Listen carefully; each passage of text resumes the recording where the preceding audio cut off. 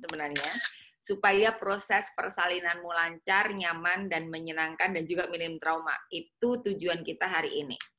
Kemudian, nah objektifnya adalah, dan aturannya adalah nanti, satu, mengerti tentang tubuh, terutama anatomi. Karena itu basic. Jadi aku ingin Anda benar-benar mengerti dulu tentang tubuhnya, sehingga ketika karena ini basic, ini sebagai dasar supaya Anda lebih memahami, oh ternyata tubuhku itu seperti ini. Karena tiap orang kebutuhannya nanti berbeda-beda. Dan ini alur intensifnya. Jadi selalu aku kasih teori. Jadi teori untuk mengerti gerakan yang aman dan untuk bisa dapat manfaat yang optimal. Kemudian harus melakukan gerakan yoga yang benar. Jadi selama 3 hari gerakan harus semakin meningkat. Jadi kemampuan Anda semakin meningkat dari yang hari ini. Besok harus lebih meningkat lagi, besok meningkat lagi, sehingga akan ada evaluasi nanti di hari ketiga. Kemudian dan kita akan belajar tentang anatomi nanti, yang kita pelajari dari mulai sistem sekilas-sekilas sih, aku nggak ngajarin yang detail banget kayak aku ngajarin bidan, tetapi paling tidak Anda tahu bahwa di dalam tubuh itu ada sistem skeletal itu sistem tulang atau rangka, kemudian ada sistem otot, lalu ada juga sistem fascia. Fascia itu bungkus-pembungkusnya, gitu ya. Dan ini adalah prinsip dan formula dalam yoga.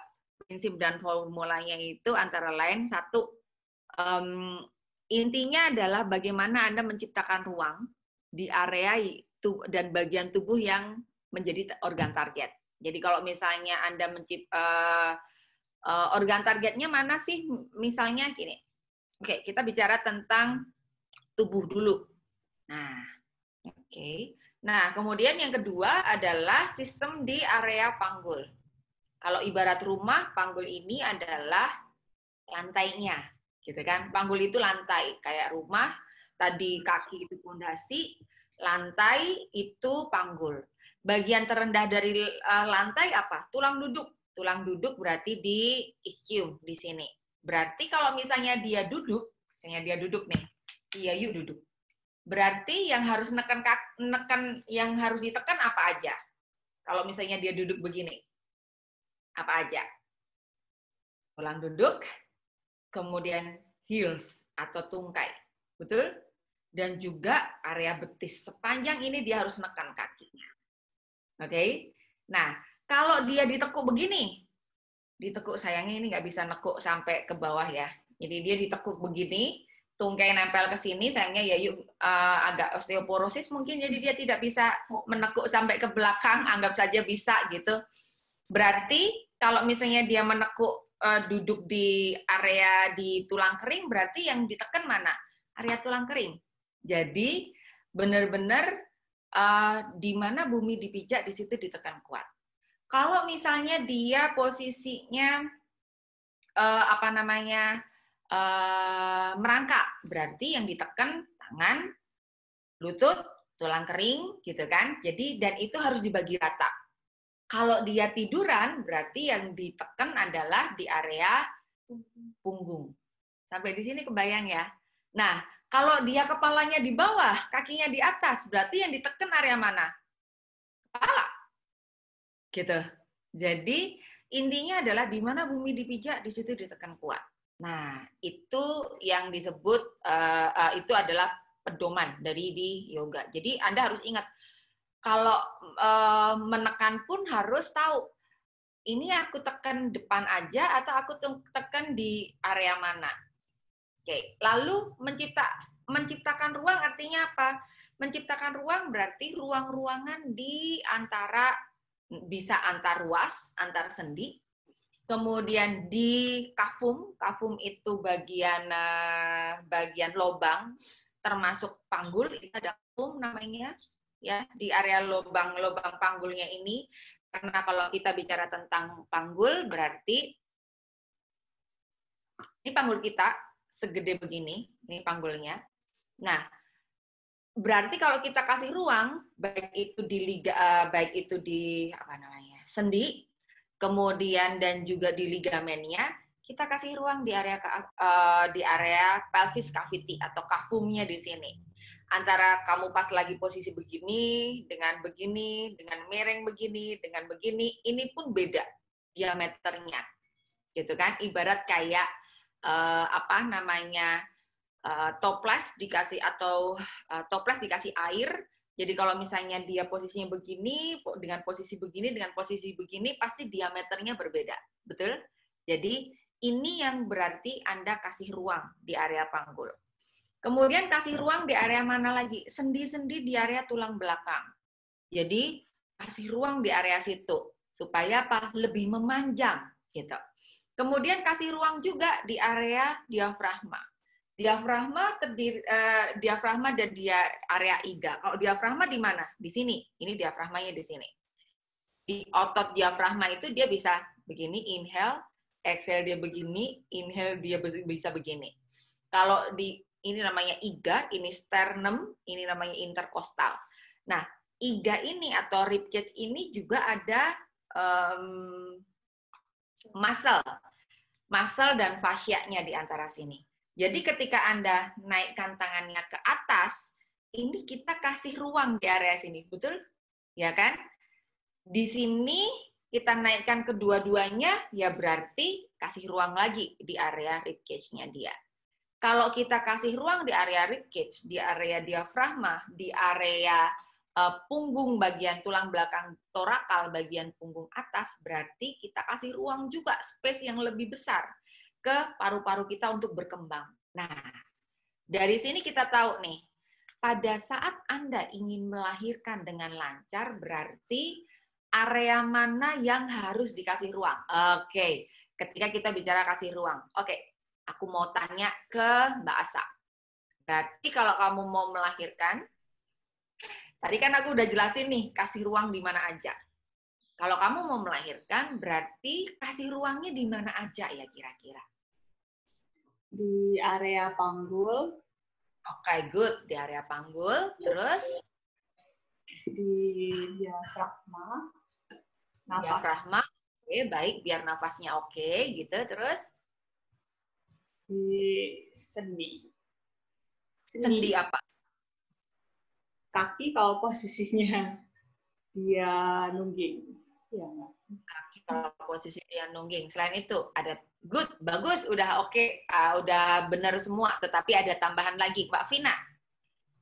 Apalagi dong? Kalau lagi hamil, mau melahirkan, kamu harus kasih ruang di area mana? Ini bicara tentang sistem rangka dulu, belum bicara tentang sistem muscle. Kalau itu otot. Dada. Dada, oke, bagus, nggak apa-apa. Karena kan nafasnya harus bagus, betul nggak? Terus apalagi? Paha. Paha, oke. Tapi ini sistem rangka loh. Paha hubungannya sama apa kalau di sistem rangka?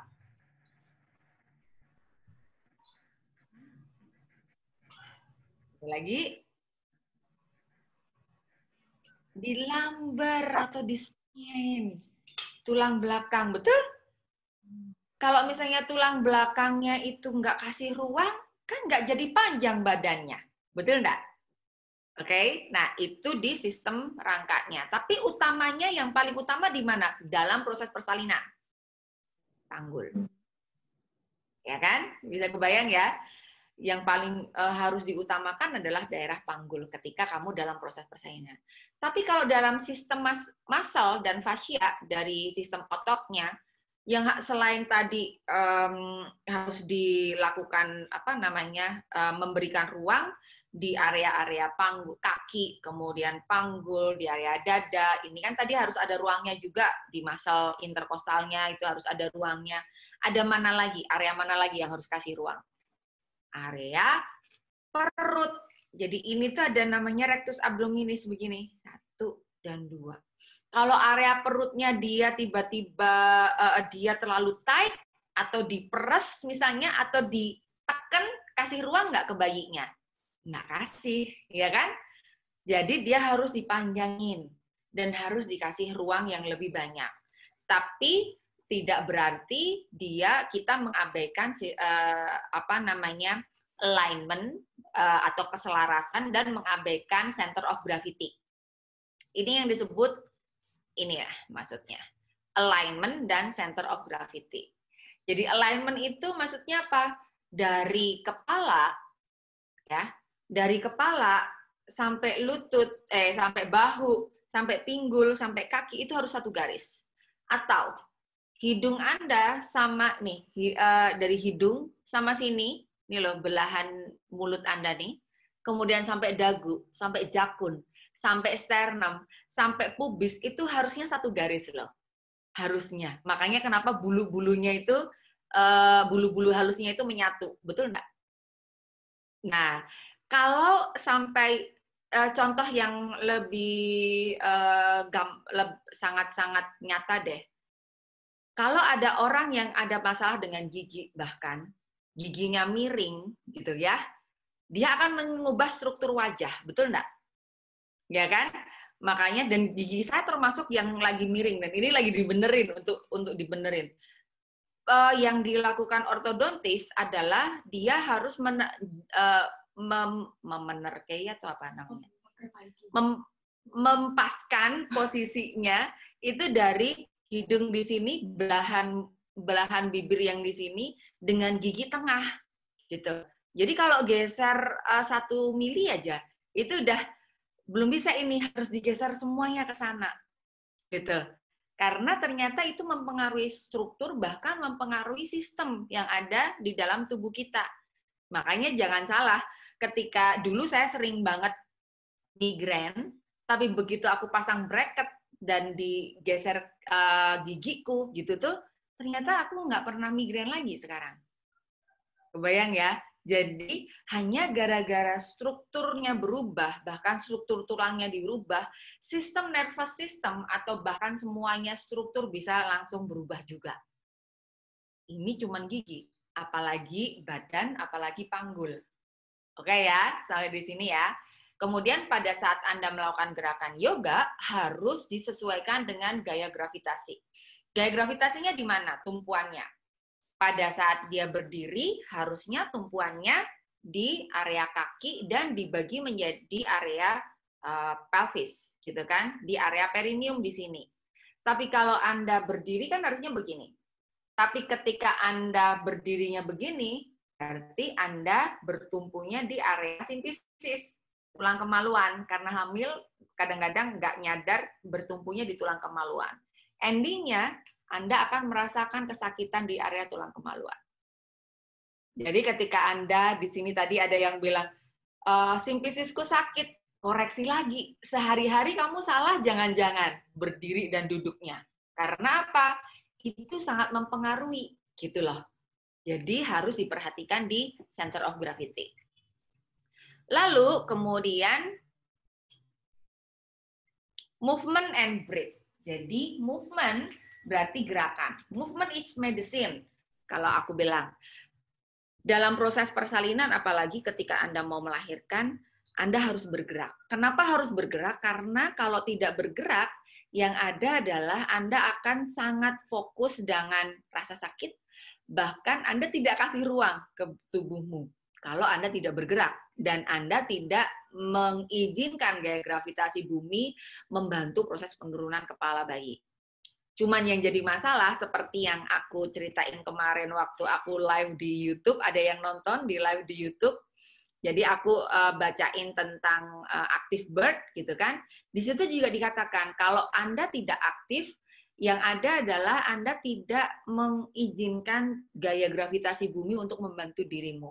Endingnya, ada banyak bagian yang tertekan, gitu kan. Sehingga unnecessary pain terjadi, gitu kan. Gitu ceritanya. Untuk itu, makanya kenapa harus bisa menyeimbangkan gravitasi dan memanfaatkan gravitasi dan mengetahui center of gravity. Lalu, selanjutnya, organ target yang akan kita lakukan, kita pakai adalah kaki sebagai pondasi, panggul, tulang belakang. Hari ini kita masuk ke kaki dan panggul. Besok kita akan benar-benar hajar nih di panggul dan tulang belakang. Besok lusa kita akan masuk di tulang belakang dan semuanya. Oke? Jadi hari ini aku akan aku akan fokusin di kaki dulu, kemudian kaki dan panggul, kemudian besok panggul dan tulang belakang, habis itu terus hari ketiga besok tulang belakang dan semuanya. Oke, jadi supaya Anda lebih paham dulu.